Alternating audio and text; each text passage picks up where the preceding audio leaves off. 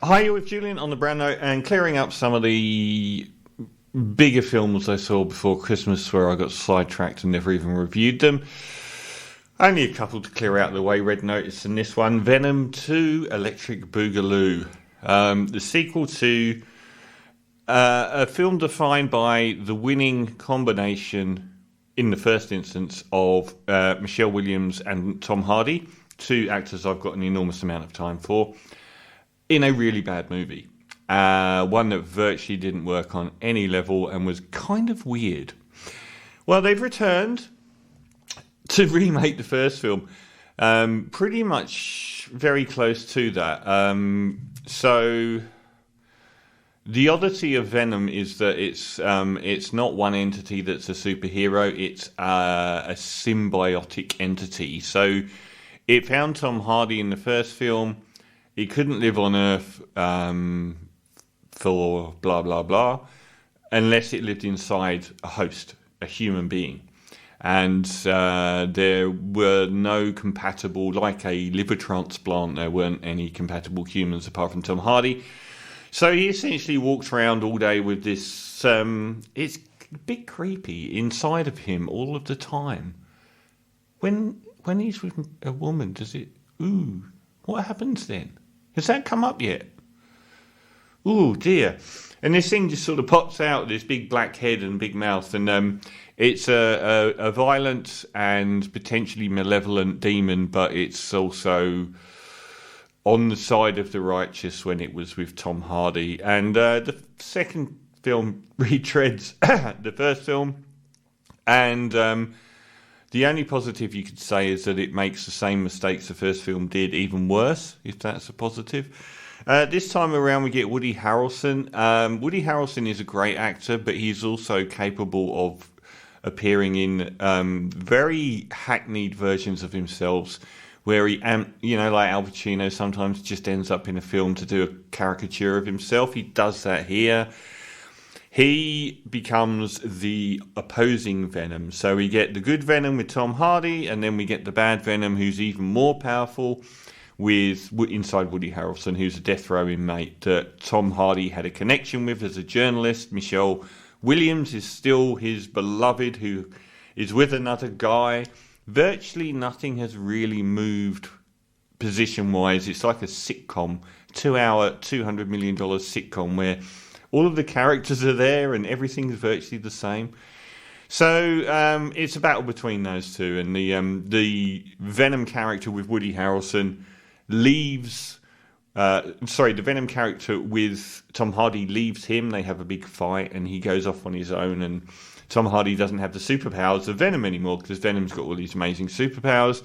And the Woody Harrelson Venom side of things wants to come and get Tom Hardy and the other Venom, leading to a climactic battle. Now, this is the first one had its. It was a near guilty pleasure. It was a really bad film, but it was, due to the amiable nature of people like Michelle Williams and Tom Hardy, actually a fairly amiable, stress-free watch. This film, however, is a lot messier. It seems to take an age getting to the very small story it has. I mean, having the opposing Venom in another body of a criminal, and them having a climactic battle between the two is not much of a story, is it? And it takes an awful long time to get going. It tries to make some sort of headway out of Woody Harrelson and his girlfriend, Naomi Harris, who I've been extremely up and down about. Not always. Was she in the bank robbery one I just reviewed and said that I kind of changed my opinion about her? I think she may have been. Or was that the one from Fast and Furious? The one. Never say that about anyone that isn't completely white, by the way, because that does not come across well. I get those two actresses mixed up, the one that was in the James Bond and the one that was in Fast and Furious. And one of them I thought was actually really good in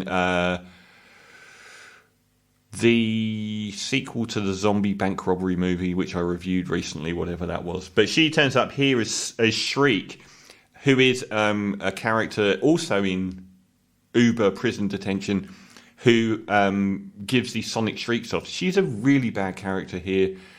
Her whole shtick isn't interesting. The character's really ill-defined and goes nowhere.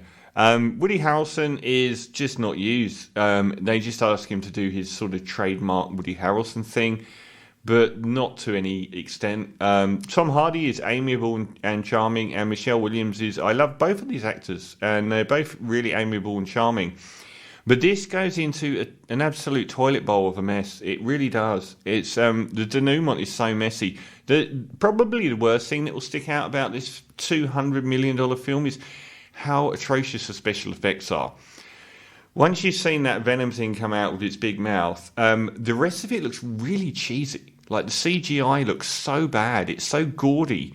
And it looks like sort of these really ungainly blobs coming out of this creature, out of Woody Harrelson or Tom Hardy. It looks terrible.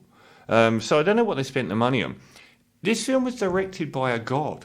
This film was directed by Andy Serkis. Andy Serkis is a god. He is the reigning all-time champion of CGI performances after some fairly noticeable ones. Gollum, King Kong, Caesar in the Planet of the Apes. But he's also really good in acting. He was one of the only good actors in Black Panther. And he was excellent in 24-Hour Party People. He's great. And he directs this, but he does such a bad job. And I don't know how, because everything else he's done, he's touched has turned to gold. So that was a really big disappointment.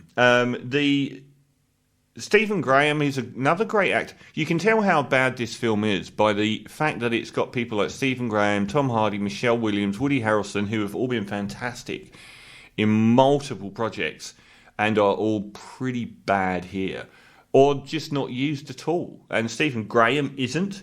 The periphery boyfriend character shows up again.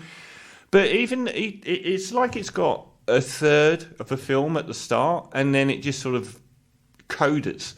The denouement is incredibly messy and frustrating. It's just such a hard thing to look at. It's all over the shop. But seeing something as simplistic as this, there's no, like, the backstory in the first one and the whole sort of military-industrial complex angle in the first one was twice as complicated as the story we're given here. There's just nothing to it. So one of the worst superhero films. So I'm going to give Venom 2 for the odd 10 minutes here and there where you get people like Michelle Williams and Tom Hardy not being involved in the superhero side of things. I'll give it a 3.5 out of 10 for Venom 2.